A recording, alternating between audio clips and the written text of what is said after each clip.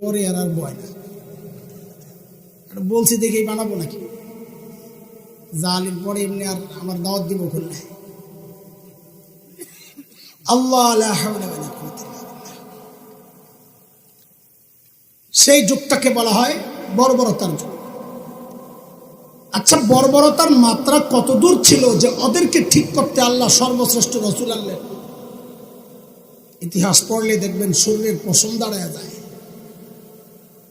আরে মানুষ এতটা খারাপ কি করে হয়? কি করত? একটা পয়সার জন্য মানুষ খুন করে ফেলত।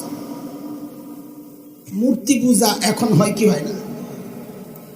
তখনও হতো। পার্থক্য কি?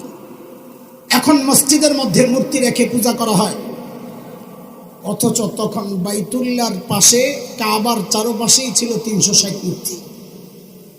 ঘরের মধ্যে আলাদা মূর্তি।